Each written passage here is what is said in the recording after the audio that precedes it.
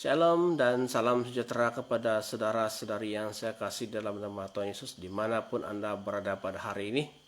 Hari ini 16 September 2020. Jadi kepada saudara-saudari yang berada dimanapun Anda berada, di seluruh Malaysia, di Sabah, Sarawak, semenanjung Malaysia, saya ucapkan selamat Hari Malaysia bagi tahun 2020. Tuhan memberkati kita bersama. Namun pada hari ini saya ingin mengungsikan kepada kita satu renungan bagian firman Tuhan yang terambil daripada kitab Keluaran. Kitab Keluaran 17 ayat 15 sampai 16 berkata seperti demikian. Saya akan bacanya dan saudara-saudari lihat dan dengar dalam firman Tuhan. Ayat yang ke-15 dalam Keluaran 17. Lalu Musa mendirikan sebuah mezbah dan menamainya Tuhanlah panji-panjiku. 16. Ia berkata, tangan di atas panji-panji Tuhan. Tuhan berperang melawan Amalek turun-temurun. Demikianlah kata firman Tuhan. Jadi satu pokok renungan yang akan kita belajar pada hari ini yaitu panji. Panji-panji ataupun bendera. Saudara yang saya kasih di dalam nama Tuhan Yesus Kristus. Nah, kalau kita lihat di negara mana sekalipun, panji ataupun bendera merupakan satu alat yang digunakan pakai untuk menyatakan identitas. Itulah juga panji ataupun bendera yang digunakan oleh suatu bangsa Israel pada zaman dahulu. Bendera ataupun panji juga kerap digunakan untuk menyatakan kebesaran, kebanggaan, atau sebagai ungkapan pernyataan tentang pedoman atau naungan hidup bagi seseorang. Nah, pada zaman dahulu, sejak dari zaman PL atau Perjanjian Lama dalam Alkitab, panji ataupun bendera juga digunakan sebagai alat komunikasi. Bendera biasa digunakan di dunia militer atau tentara dan dalam kehidupan sosial masyarakat sehari-hari dan sampai hari ini. Dan seterusnya, saudara, dari pengertian umum tentang panji atau bendera dan yang terkait dengan firman Tuhan yang akan kita belajar beberapa yang saya mau kongsikan kepada kita, yang kita ketahui bahwa panji-panji atau bendera-bendera digunakan antara lain sebagai berikut, yaitu diantaranya adalah yang pertama, panji ataupun bendera digunakan sebagai identitas kelompok, komunitas ataupun bangsa. Nah, pada zaman Perjanjian Lama dalam Alkitab, bangsa Israel ketika mereka, kalau kita lihat sejak dalam kitab Keluaran, ketika orang-orang Israel berada di padang gurun, juga mereka menggunakan panji.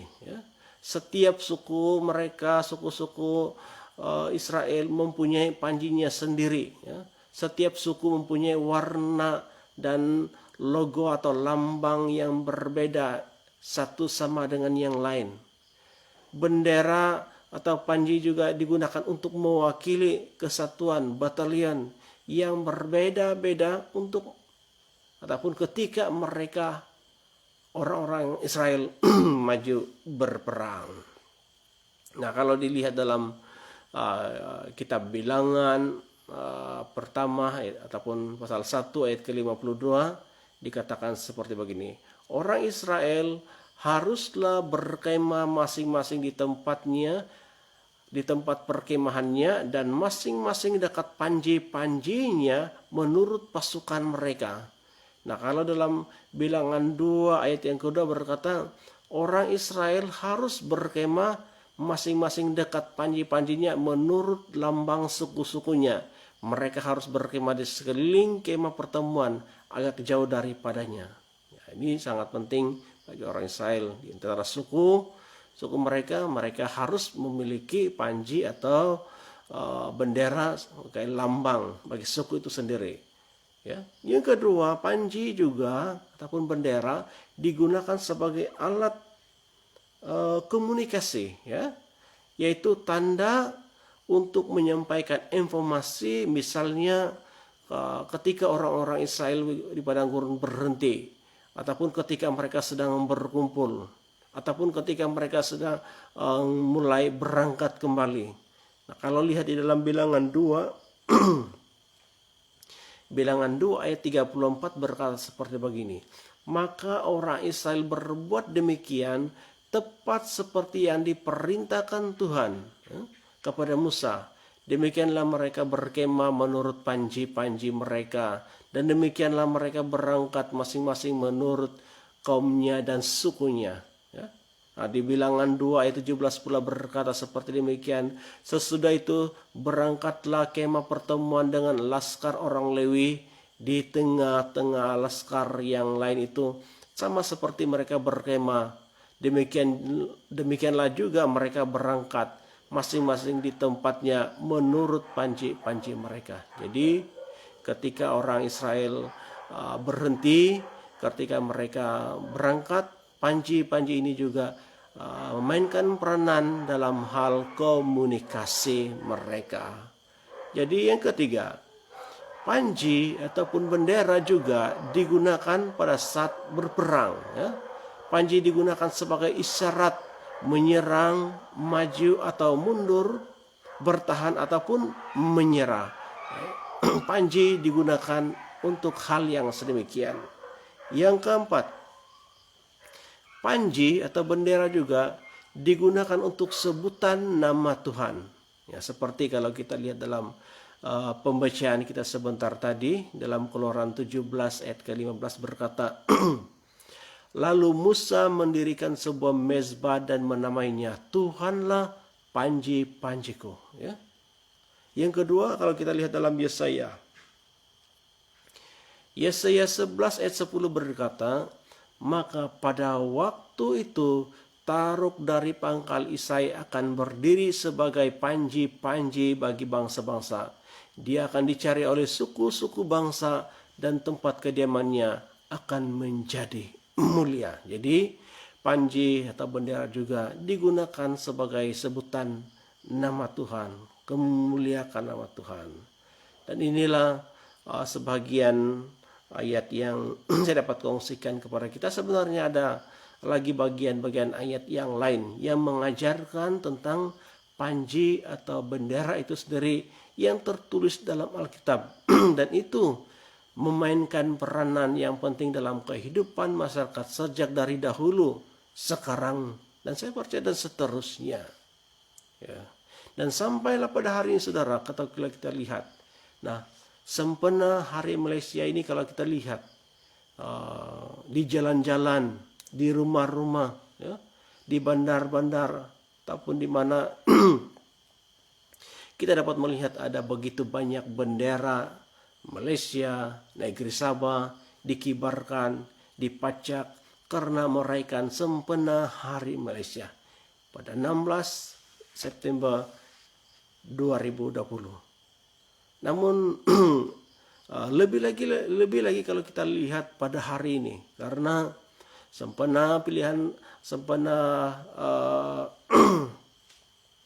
Hari Malaysia pada tahun ini, kita juga akan mengadakan pilihan raya negeri Sabah ke-16 yang mana kita akan mengundi tidak lama lagi. Jadi saudara, kita dapat lihat, ya, ada begitu banyak warna-warni bendera-bendera, alih-alih partai politik berkibar di seluruh negeri Sabah khususnya.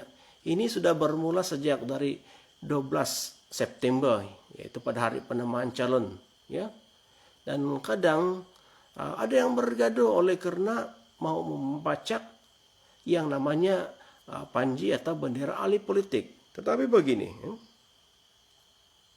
sebagai seorang hamba Tuhan, sebagai seorang percaya, sebagai sesama manusia, saya mengingatkan kepada kita supaya janganlah oleh karena kita berlainan bendera, maka kita akan jadi bermusuhan. Janganlah oleh karena kita sokong orang yang berlainan dalam ahli politik, maka kita akan bergaduh, kita hilang kesatuan, kita tidak mau hidup damai. Ya, saudara, ada seorang teman saya, seorang hamba Tuhan, ya, pernah berkata kepada saya baru-baru ini, beliau berkata bahwa beliau katakan kepada saya begini, walaupun kita berlainan bendera, walaupun kita berlainan sokongan, tetapi dalam hal lain kita harus saling tolong menolong dan saling bantu-membantu dalam hal memajukan. Ya. Tidak mungkin katanya kalau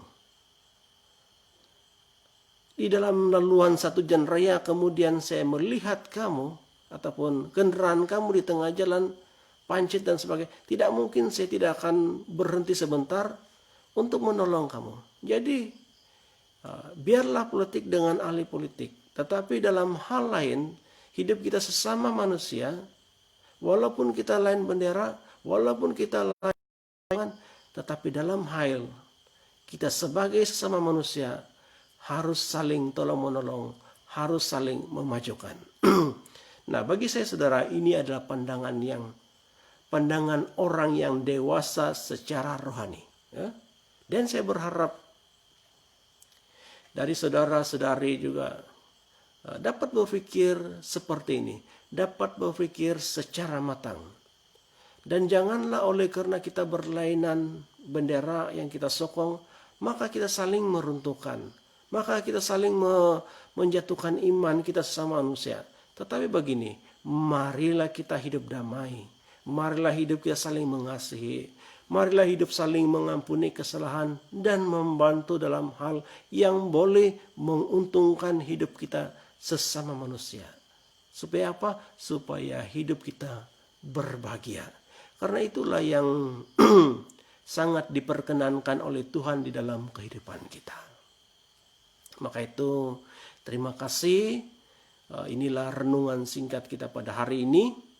Sempena Hari Malaysia. Sekali lagi saya ucapkan dimanapun Anda berada pada hari ini, selamat bercuti, selamat Hari Malaysia 16 September 2020 pada hari ini. Jadi sempena saudara-saudari merayakan Hari Malaysia, saya berdoa supaya saudara tetaplah hidup selalu berjaga-jaga dan berdoa kepada Tuhan sambil mengucap syukur. Tetaplah hidup tetap semangat di dalam nama Tuhan sampai Maranatha. Tetaplah setia kepada Tuhan terus menerus di dalam kehidupan kita. Jadi dimanapun Anda berada, saya ucapkan sekali lagi, shalom, selamat pagi dan puji Tuhan.